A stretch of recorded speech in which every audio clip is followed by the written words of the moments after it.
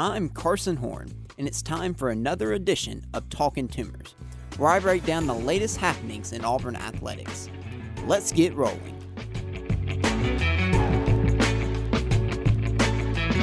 I'm nervous. I am nervous.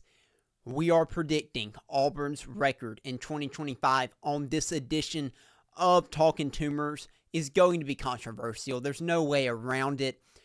I know everyone's going to agree with my prediction. That, of course, is sarcasm. I know many people will disagree. Some will say I'm a sunshine pumper. Some will say I'm too negative. There's no pleasing everyone. I understand that. That is what makes predictions so fun, that everyone can have their opinion, and that ultimately we get to back it up, or teams get to back it up for us on the field come fall, and we either get to be really right and look like geniuses or be really wrong and look really dumb. We'll find that outcome later this fall, but we're going to have fun with predictions on this episode of Talkin' Tumors. I am Carson Horn. Thank you so much for being tuned in to this episode. Really excited to dive into my 2025 predictions for Auburn football. Not only will we predict the record for Auburn this year, also go into some specific player predictions this year, which could pan out, could really not pan out, but I have a few opinions and predictions I want to offer on players. I'll also give my college football playoff and national championship prediction, as well as my Heisman prediction. So looking forward to doing all of that on today's episode of Talkin' Tumors. So very full episode. So let's get into it. Let's not waste any more time. Let's dive in to the show today with first some fall camp thoughts as fall camp continues to take place. Before we get into predictions, did want to address that very quickly. Don't have too many thoughts on fall camp from what I said in last week's episode, which dropped, I believe, last Wednesday or Thursday it was now. I don't have many more new thoughts on that, but I do have a couple on Auburn's fall camp. Auburn did scrimmage, I believe it was on Friday, but there was hardly any intel that came out of that, and I'm not going to sit here and just make stuff up just to say stuff, okay? If I don't have a firm grasp of information or understanding, I don't want to say stuff just to say stuff. Information coming out of fall camp has been hard to come by, which is not unusual. The media has been able to view some portions of practice so far, but there's really not much to be seen in a lot of those areas because you don't get to see the team periods. You only get to see the individual periods, and that can show you some cool things, but it doesn't tell you a whole lot about how things are shaking out. So suffice to say, there's not a ton of information from fall camp, and it's why I'm not spending much time on it on today's episode. But I did want to offer a few thoughts of things we can tell from the limited viewing period so far. And number one, there's been really good competition. I think that's been good to see, especially between the receivers and the defensive backs. That's been really fun to see. Those are two of the strongest rooms on this team, and those groups have gone at it so far in fall camp. And that's been really exciting to see. I think there's been some good matchups along the lines of scrimmage as well, with Auburn's offensive line and defensive line. There's been some good battles between Xavier Chaplin and Keldrick Falk, two potential NFL first or second round draft picks in this upcoming year's draft. Seeing those two guys go at it is fun. Iron does indeed sharpen iron, and it's good when you have strength on strength. And I know teams don't love to do a ton of that anymore because you do want to keep your players healthy. Certainly understand that, but it seems that Auburn's done a good bit of that in fall camp, and I think it's going to be to the benefit of this team come August 29th when Auburn kicks off against Baylor. Another takeaway I have is the secondary. I was just talking about their competition with the wide receivers, but the secondary is showing out. This group is good. They're very talented. As I've said, they're talented. They're still young, but I don't think it's going to matter too much. I really think the secondary is really good. I think they're having healthy competition because there's a lot of guys who deserve to play, and it may be challenging for this coaching staff to get everybody who deserves reps onto the field. And the best will elevate, and the best will start. But right now, it's healthy competition with the receivers. It's healthy competition within the corners and the safeties room. And just DJ Durkin, TJ Rushing, those guys are just trying to figure out, the defensive staff is just trying to figure out, Wesley McGriff, where these players best fit and who to play when and who to play where, who plays well together, matching the skill sets. There seems to be plenty of depth there. My only concern is it does seem they have been very physical with the receivers. I don't know how much of that they'll be able to get away with in games, but hey, I'd rather them be that way, and then, hey, we'll claw it back a little bit than the other way around. They love competing with guys like Cam Coleman and Eric Singleton and Perry Thompson and Malcolm Simmons, to name a few. And it's going to make what is already a really good receiver room better, and it's going to make the secondary, which I think could be one of the best in the SEC this year, even better. So they have been one of the big standouts for fall camp. As for Jackson Arnold, that's what everyone wants to know. I don't know. I mean, there hasn't been anything that stood out. I don't think in any of the viewing periods for the media, but there also hasn't been anything that made you go, ooh, he looks really bad. Some people will tell you he's struggling. Some people will tell you he's doing well. Auburn's not going to allow much information to come out of how he's doing one way or the other, if it was good or if it was bad. My opinion on Jackson Arnold, I made it well known. I'll talk a little bit more about that here in just a second. But ultimately, I'm in a wait-and-see mode. I'm not too concerned about what may or may not be coming out of fall camp. I'm just waiting for the season, and we'll see how it plays out then. I'm not going to freak out one way or the other about Jackson Arnold's performance in fall camp, and I just don't think there's enough information out there to really have a strong opinion right now. And then finally, it does seem for the most part Auburn is mostly healthy, which is very important as you head into the season. Of course, the Baylor game is on a Friday night, 2 weeks from this upcoming Friday. I'm recording this on a Monday. So 2 weeks from this upcoming Friday, Auburn will kick off against Baylor. The running backs have been banged up some. Damari Alston, Jeremiah Cobb, Darrell Robinson. Need to get those guys healthy. You also have a couple guys banged up defensively, but nothing too major, it does not seem, and you hope it stays that way through the next couple of weeks. Okay, that's all I have on fall camp. Again, like I said, wasn't a ton of information for fall camp for now. Maybe we'll have more on next week's episode as we get closer to game week, but that's all I have for now. But let's get into it. Let's get to predictions for Auburn's season. Auburn's schedule is tough for the first 6 games. The first 6 games of the season are extremely difficult for Auburn. You open on the road against Baylor, then you return home to face Ball State, and then you face South Alabama, and then you go on the road for your first 2 SEC games. And it's not on the road against maybe a Kentucky or someone like that. It's on the road against Texas A&M, and it's on the road against Oklahoma. 2 teams that are, along with Auburn, in that Tier 2 heading into the season of SEC tiers, but 2 teams that could be really good this year like Auburn or could be bust again. But I do think that makes it very challenging. And then you return home. You do have a bye week, but then you host Georgia to close out that 6-game stretch to open the season. 6 games in 7 weeks. Those are 3 extremely, I think, difficult games to start out SEC play for you. 2 on the road and then 1 at home, with that home game being against Georgia. Plus you have the road game at Baylor. So you had 3 road games in your first 6 weeks, first 6 games of the season. It's a challenge. It is a daunting challenge for Auburn.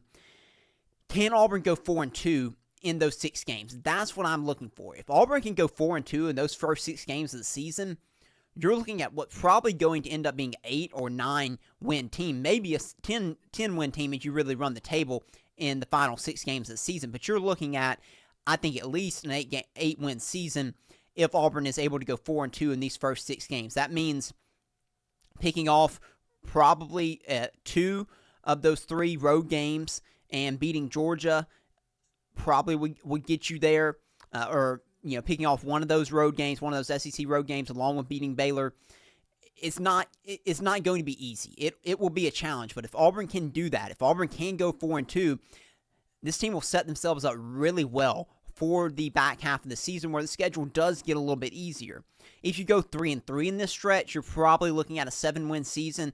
8 wins would not be out of the question if you start out 3-3. You would just need to go 5-1 in the back half of the season. Not impossible, but that is a challenge. If you can go 4-2 though, that could set you up really well if you're Auburn. The back half of the schedule, you play Missouri, you play Vanderbilt, you play Kentucky. Of course, you have the Iron Bowl in there as well. You have one more quote-unquote cupcake game.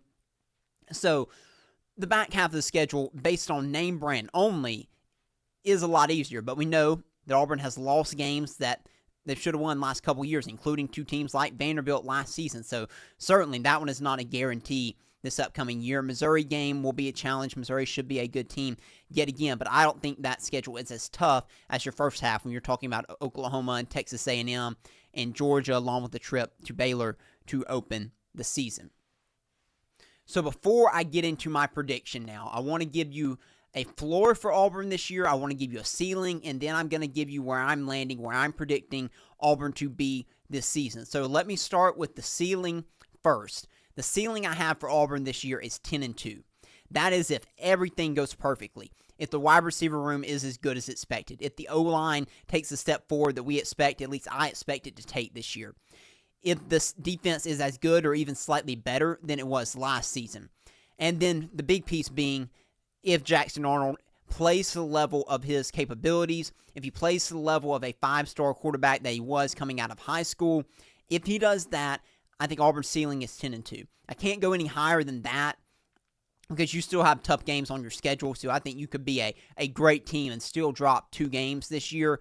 But with Auburn's talent level, if every position room for the most part plays to the level of its capability and you get excellent quarterback play from Jackson Arnold, there is a world in which Auburn goes 10-2 and competes for the SEC this season and makes the college football playoff. That is the perfect world for Auburn. It is out there. There's also a world in which Auburn goes 5-7 again this season. That's as low as I can go. With the talent, Auburn should be able to step out on the field with the talent of this roster and go 5-7. Doing nothing else, just the talent of this roster should lead Auburn to be at least 5-7. So that's where I'm placing the floor. If you remember, that's also where I placed the floor last season, and Auburn hit it. Auburn went 5-7 last season. I might have should have gone lower on the floor last year than I did, but this year I think 5-7 is the floor for this team that's just too talented to be any worse than that. But where do I land for my prediction? I'm going a little bit in the middle there. I'm going with 7-5. I'm predicting Auburn to go 7-5 this season. I'm just in see it to believe it mode right now with Auburn football. I can't go any higher than that until I see it on the field. Hugh Freeze has shown me nothing at Auburn yet on the field to make me believe that this Auburn team will be any better than that yet. Talent-wise, recruiting-wise, Hugh Freeze has done an excellent job recruiting and bringing in talented players. This is a roster that should win no less than 8 games in my eyes, based on the schedule and the talent of this team. They should not win any less than 8 games. But until I see it on the field at Auburn, I'm not going to predict that. I predicted that last year and I got burned. So I'm going 7-5 with this year's Auburn football team. Do I think they're better than that? Absolutely. But until Hugh Freeze proves it to me at Auburn, I can't do it. So I'm going 7-5 this season. I asked you all a question on social media last week. Where would you predict Auburn to go? What is your prediction for Auburn's season? And surprisingly to me, many of you responded with 7-5. I did not expect that. I thought Auburn fans would be a little bit more optimistic. I did get a 10-2 in there from one person. One person, I think it was my brother, who just said Hugh Freeze is fired. What no record prediction, but hey, that was a prediction from him. So overall, I think I am in line with some of the fan base, at least the fan base that follows me. I wanted to go with a more bold prediction here, but I just couldn't until Hugh Freeze shows it at Auburn. I just have to stay with a more cautious and a more negative prediction for this season. And you also know how I feel about Jackson Arnold. I'm also in a see it to believe it mode with him. Is the talent there? Absolutely. But he didn't show it last year. And there were reasons for that. I understand. I've talked about them. The offensive line, the receivers at Oklahoma played a big role in that. But he's still got to show it. And until he does, I'm going to take this approach with Auburn. And I know Hugh Freeze has done it in the past. He's had plenty of success at previous stops. So I understand the argument there, and I made the argument some on this show that way. But he hasn't done it at Auburn yet. This is his chance, though, in year 3, and I would love to be wrong about this prediction. But I'm going with 7-5 for now. What would that mean for Auburn if Auburn goes 7-5? What would it mean for Hugh Freeze's job? That I don't know. I think he would likely still keep his job, but it wouldn't be a happy fan base. I think it could hurt recruiting. But it also matters how you finish. So if Auburn goes 7-5 this year, but they struggle with these first 6 games, as I talked about, and Auburn loses to Baylor, and Auburn goes 3-3 in these first 6 games of the season, but then Auburn ends up winning 4 games in the back half of the season. They finish 7-5, go 4-2 in the final 6 games, and you beat maybe one of those wins is against Alabama in the Iron Bowl. okay, then you could have some momentum still heading into year 4. There would still be question marks, absolutely. There would still be some frustrations, but you could have a Florida like into your season last year where Florida lost their game to Miami, and then things turned around the back half of the season. Everyone had written Billy Napier off, and if Auburn loses this game to Baylor in week 1, everyone will write Hugh Freeze off. But you'll still have that opportunity to respond and build some momentum going into the offseason. So that will be the comparison, the Florida comparison we've already talked about on the show before. That will be the comparison that everyone will make for a positive spin if the season does not start off well. And that would be the best case scenario. And that would be a scenario where I could see, okay, people looking at 7-5 as maybe some sort of success. But looking at it now, it would not make for a happy season, I don't think, for Auburn fans overall. But that's where I'm landing. 7-5 is my prediction for Auburn for the 2025 season. Now on to some more player-specific predictions. This first one I have is that Jackson Arnold will start every game. Now you might think, okay, Carson, you just made a prediction that said Auburn's going to go 7-5. You really think if Auburn goes 7-5, that means Jackson Arnold's the starter all year? I do. Not because I don't think Deuce Knight is talented, or not because I don't think Ashton Daniels could do a solid job as quarterback. I just don't see a situation in which Jackson Arnold is so bad that Auburn feels like they have to pull the plug. Hugh Freeze is going to understand this, I think, even more after what he did last season. Pulled the plug on Peyton Thorne. Hank Brown goes out there and throws three interceptions and a half, and Auburn ends up losing that game to Arkansas. I think he's going to be a little bit more hesitant. That's not to say that the backup quarterback position won't be better than Hank Brown. No offense to Hank Brown. I do think Deuce Knight and Ashton Daniels are better options.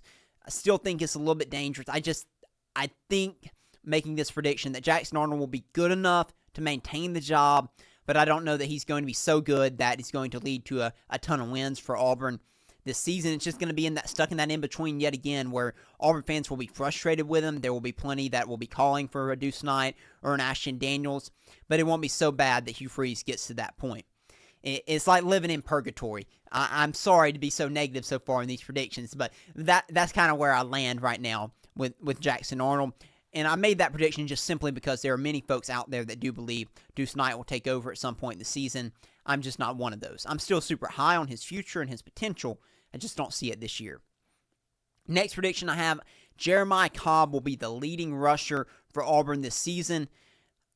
I, however, on top of that, kind of a double prediction here, do not believe Auburn will have an 1,000-yard rusher this season. I do believe it'll be much more spread out. You'll have Jeremiah Cobb, in my opinion, being the leading rusher. Damari Alston will be up there. Darrell Robinson, maybe an Omar Mabson. We've talked about the early enrollee true freshman. I think it'll be split. So I think Jeremiah Cobb will be the leading rusher, but I don't see any more than maybe 800 yards out of him, probably less than that. And again, it's going to be spread out between the backs, assuming everyone stays healthy this season for the most part. Next up, I have Eric Singleton leading Auburn in receiving, and that he will reach 1,000 yards receiving. Auburn hasn't had a 1,000-yard receiver in over 20 years now, I believe. Man, KLS came so close last year. I think he finished at 976 or something like that. I wanted him to get there. With the bowl game, he would have gotten there had he played, but he was just short of it. I hated that for him. Really wanted that. I think Eric Singleton gets there this year. I think he'll get the most receptions. I think Cam Coleman's excellent. I think he's going to have a huge year again. I don't see him quite getting to 1,000 yards. I do believe he will get close because Eric Singleton's going to be involved in the screen game, because I see him being involved in getting some touch passes. I think he'll have more receptions than Cam Coleman, and therefore I see him being the 1,000-yard receiver for Auburn to break the long drought of 1,000-yard receivers at Auburn. So looking forward to watching him play this year. He's going to be electric, so if you're looking for some positivity from me, here you go. I think Eric Singleton will have a big year. That's not a bold prediction, but I do think he'll get to 1,000 yards. Next up, Keldrick Falk. I believe he will have double-digit sacks this season. He came close last year. I think he had 7 sacks last season. I think he'll reach double-digit this year. And on top of that, I think he'll be a first-team All-American, and that will ultimately result in him being a first-round draft pick. If all of those things occur, you won't find many people higher on Keldrick Falk than me. Absolutely love him. I think he's going to be a fantastic defensive end, going to be one of the best in the country, and he's going to have a phenomenal year. He's going to make Auburn's defensive line better, because of the attention that's going to have to be paid to him. He's going to have to be double-teamed, or he's going to wreck some quarterbacks and wreck some backfields this season. So that is my prediction. Keldrick Falk will have double-digit sacks and will be a first-team All-American. Not just SEC, but All-American throughout college football.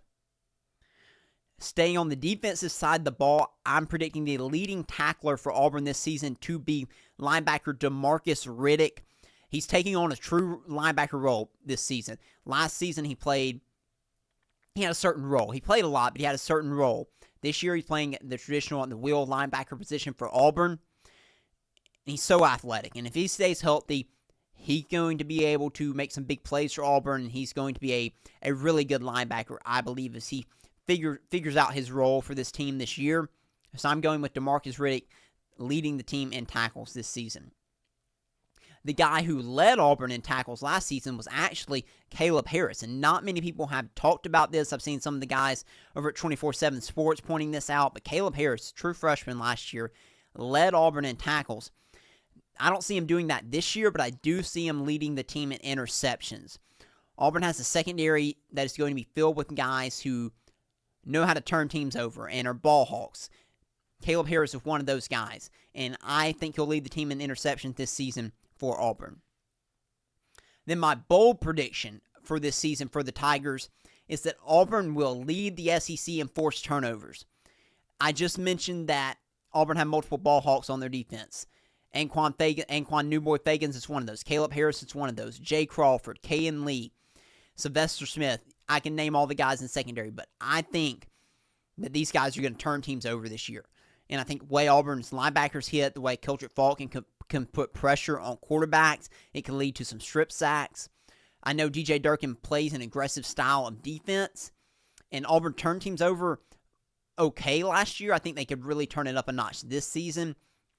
And so my bold prediction is Auburn leads the SEC in forced turnovers this year, which could help out the offense a ton, especially if the offense has some struggles. A defense that can turn teams over can be of huge benefit to Auburn's offense this season. Okay, that concludes my Auburn predictions there, my record predictions and season-specific predictions. Now let's move to just general college football predictions for this upcoming 2025 season. Yes, I know this is an Auburn show, and I spend pretty much every episode on Auburn, but I do enjoy just getting to give you my college football playoff predictions, my Heisman predictions, and I think you all enjoy listening to it as well, because I know many of you have predictions that you like to do every year. So, shifting away from Auburn just for a little bit to close out the show today, I do want to dive into my college football playoff and Heisman predictions for this season. So let's start out with the 5 auto bids. Remember, this year, 12-team college football playoff. I know with all the changes, it may be hard for you to keep up, but it is a 12-team college football playoff. Again, the 5 highest-ranked conference champions are automatically in. This year, they do not have an automatic bye. That is important to note. They do not have an automatic bye. They do automatically qualify for the college football playoff, though, if you win your conference, that you're one of the 5 highest-ranked conference champions. So, out of the ACC, I have Clemson. I have Clemson winning the ACC this year. As you'll see in just a moment, I am very high on Clemson this season. They have SMU at home. They don't have to play Miami. They do have to go to Georgia Tech early in the season, which I do believe could be a really challenging game for Clemson. They open the season against LSU, which will be a really entertaining game. Super excited to watch that game against 2 teams that I think will be really good this upcoming season. So I like Clemson to win the ACC. They did it last year in what was a down year. They have a lot of talent returning. I think their defensive line and receiving core, 2 of the best units in the country. Their defensive line might be the best defensive line in the country. The wide receiver room I ranked earlier in the summer, I thought it was probably a top 5 wide receiver room when I was discussing them in comparison with Auburn's receiver room. And then, of course, Cade Klubnik, very good quarterback for them returning. So I'm going Clemson to win the ACC over the likes of Miami or SMU or Georgia Tech. I like Clemson here. Out of the Big 12, I'm going with Baylor. And this is part of the reason I had Auburn at 7 wins and at 8 wins is to go ahead and spoil my prediction a little bit here. Unless I change my mind, I just don't have a ton of confidence in Auburn beating Baylor in Week 1. I am super high on this Baylor team. Sawyer Robertson is one of the better quarterbacks in the Big 12, one of the better quarterbacks in the country. He is returning for Baylor. Their defense was their issue last year. Their offense was really good. And I just have a hard time believing that a Dave Aranda coach team, who is a former defense coordinator at places like LSU, is just going to allow his defense to be as bad as it was last season. So have that improve, have an offense that's as good as it was last season, and Baylor's going to be a really good team. Now, with that being said, the Big 12 is extremely difficult to predict because you have near 10 teams who could win it. That's what makes it such a fun conference to watch, but it is extremely challenging to predict. So there's a number of teams that I wouldn't be surprised if they end up winning the conference. But I'm going with Baylor for my prediction. Out of the Big 10, I'm going with Oregon. I debated this. Penn State is probably the favorite this year. I think it is the favorite this year. Ohio State has a really tough schedule. They have question marks at quarterback. Oregon has question marks at quarterback. Dante Moore will take over this season for Dylan Gabriel. But I still like this Oregon team. I like Dan Lanning too much. I think he's too good of a coach. They have to replace some guys on the offensive line again this season. They had their own set of question marks. Evan Stewart, it looks like one of their top receivers is out with an injury. But I still have too much confidence in Dan Lanning, this Oregon team, and the talent of this team.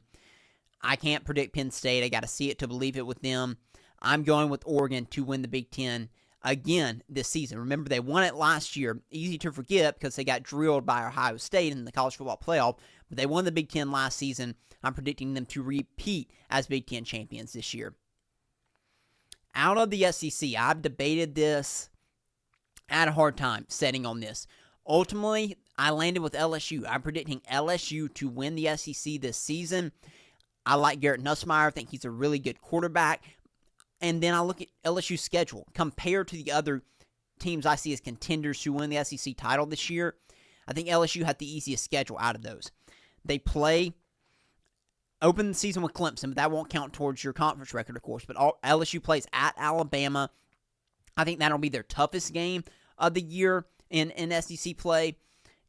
And I look at Texas, and I look at Georgia, and I look at Alabama's schedule, and that's why I lean towards LSU, figuring out a way to win the SEC this season. Remember, they won the SEC West back when we still had divisions in Brian Kelly's first year now at LSU.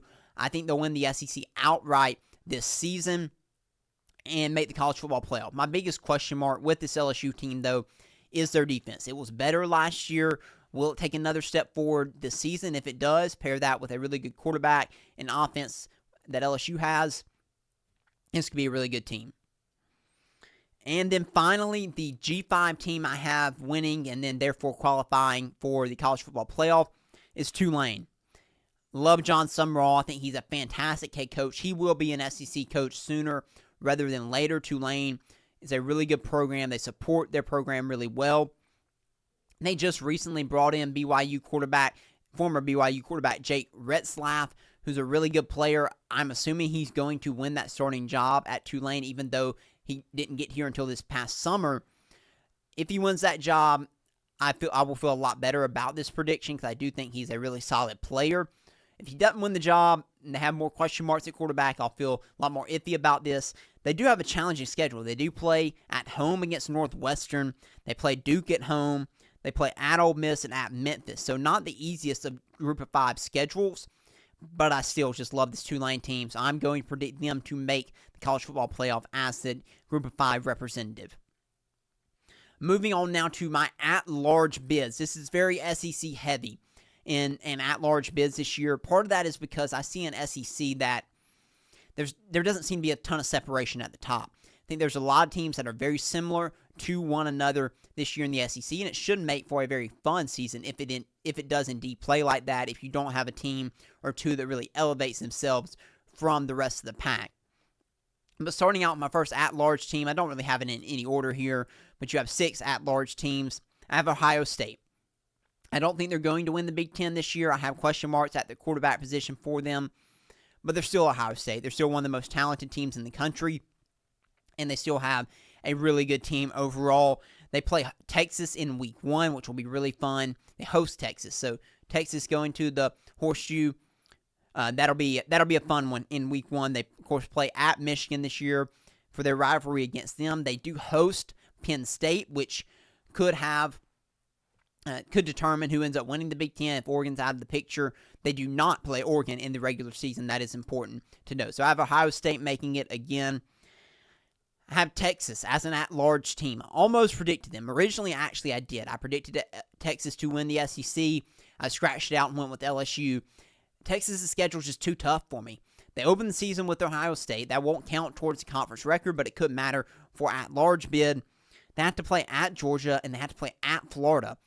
That's brutal. Those are two tough games on the road. I know people have certain opinions about Florida. I get it. I understand. I think Florida's going to be a good team this year. And having to go to the Swamp is going to be very challenging. Having to go to Georgia will be very challenging. So while I think Texas will be really good this year, and I do think Arch Manning is going to be really good, they're going to drop a few games. Whether that's 2 games, whether that's 3 games, I don't know. I do expect them to drop a few games. Therefore, I'm putting them in as an at-large bid, but an at-large bid that is absolutely capable of winning a national championship. And then I have Georgia. Yes, I know. My predictions have been pretty chalky. I get that. I know. In a year where I think there's a lot more parity at the top in college football, especially in the SEC, it's probably not very smart of me to go with chalk because this could be a crazy year because, again, it doesn't seem to be any elite teams. A lot of teams have quarterback questions. I get it, but it's still hard for me to go away from chalk. So I have Georgia here as an at-large bid, but I think this could be one of the worst Georgia teams we've seen in a while. People thought last year's Georgia team was really bad, and they still won the SEC, which, again, you have to give all the credit in the world to Kirby Smart. He's the best coach in college football because he took a team that many thought was not that good and turned them into an SEC championship team. And so can he do that again this year? Absolutely. Could he turn this team into a national championship team? Absolutely. But when I look at this roster, it just does not jump off the page like Georgia teams in the past. But until Kirby Smart shows me any differently, I have to put him in the playoff because it just seems like he's going to find a way in there, even if he doesn't win a national championship. I feel like Georgia still finds a way to make the college football playoff this year. But they do have a tough schedule. They play at home versus Texas, play at home versus Bama, and then travel to Tennessee. They do get their big, toughest games at home. I do believe that. Besides, they do have to travel to Auburn as well for a night game, which will not be easy for them either. And then next, this one will make me even more popular. Look, I get it's an Auburn show, but I want my predictions to be right. I put Alabama in here. I do think Alabama is going to make the college football playoff. I hate it. I do, but I am high on Alabama this season. I think they're more than capable of winning the SEC if they get good quarterback play, if they get consistent quarterback play. I believe it's going to be Ty Simpson who will start for them. I think their defense is going to be elite. I think it's going to be one of the best defenses in the SEC. If their offensive line comes through, their receiver room we know is going to be really good. Their offensive line takes a step forward. If they can get their running game back going this season, and then Ty Simpson provides some consistency for them, they're going to be a tough team to beat. So I have Alabama making the college football playoff. They play Tennessee at home, LSU at home, but they do travel to Georgia. And I have Alabama in here, unfortunately. I apologize, but again, I'm just trying to be right with these predictions. Off of the SEC now, Notre Dame, I'm putting them in. I struggled. I almost didn't. I still have some questions about their quarterback position this season. I think Marcus Freeman proved last season that he's a fantastic head coach.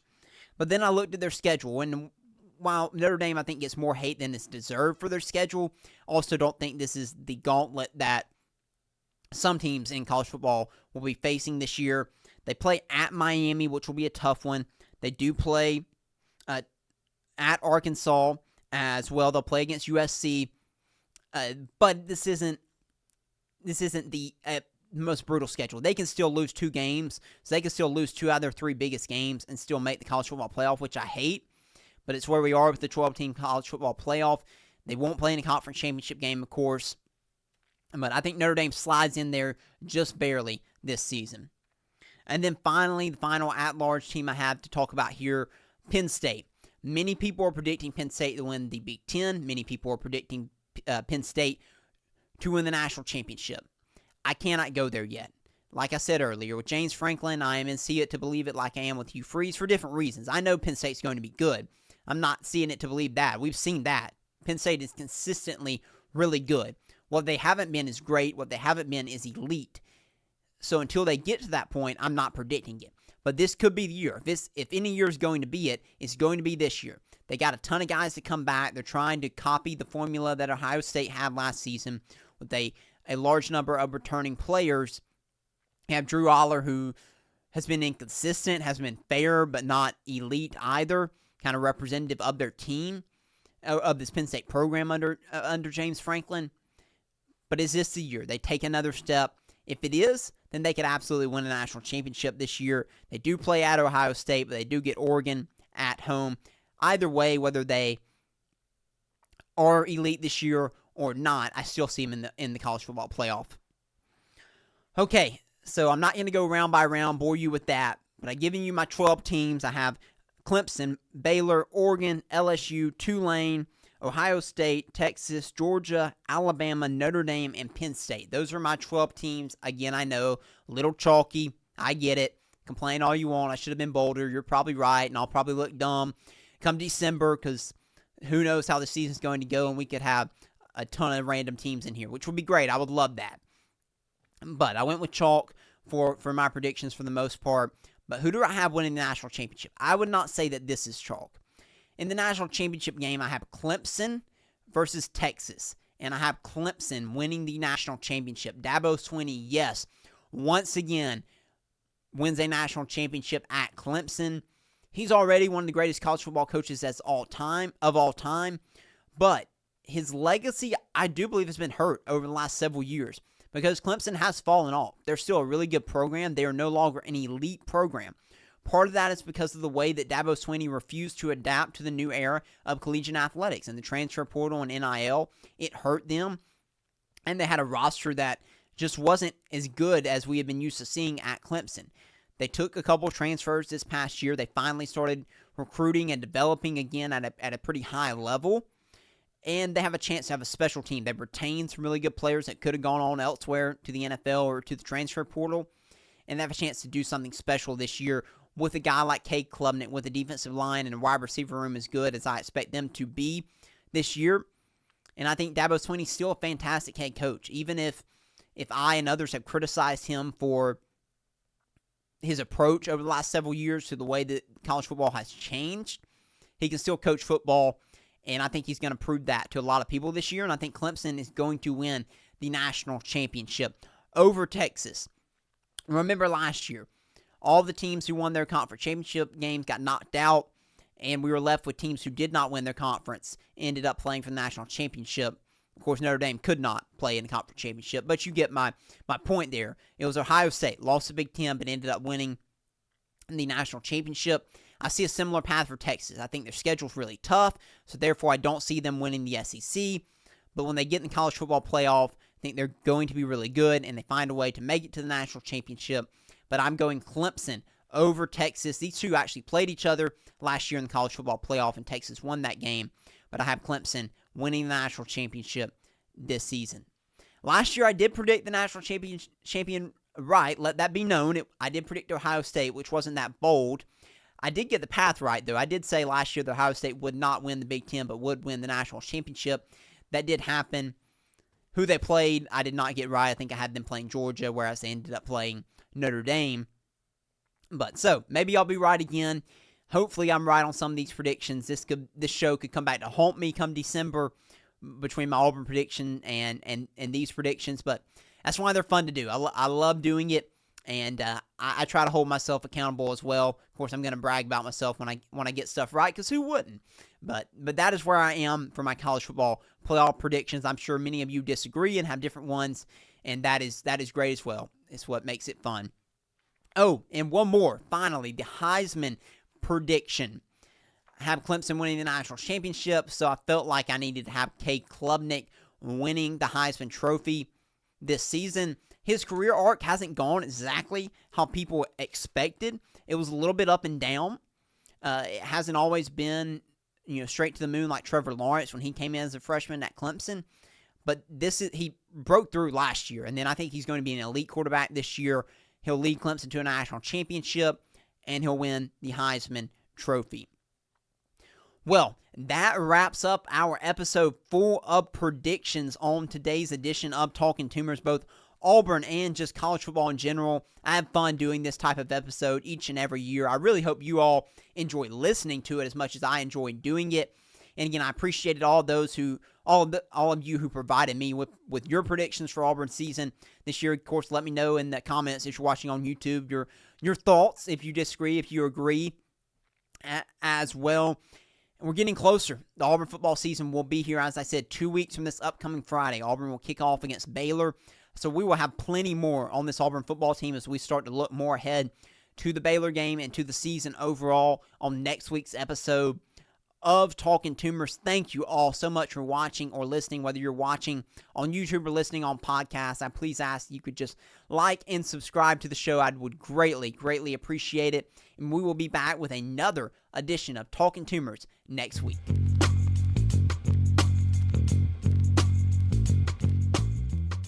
Thank you for listening to Talkin' Tumors.